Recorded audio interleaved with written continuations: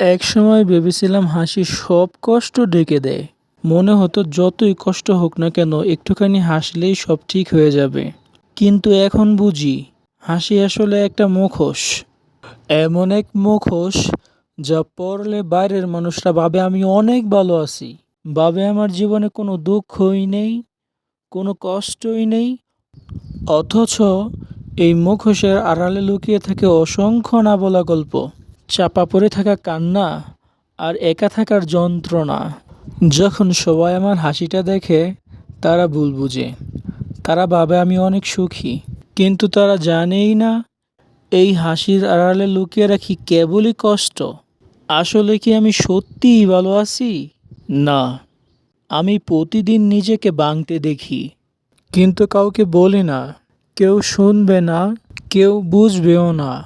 তাই আমি হাসি, যা শুধুই একটা মুখোশ আর কিছুই নয়।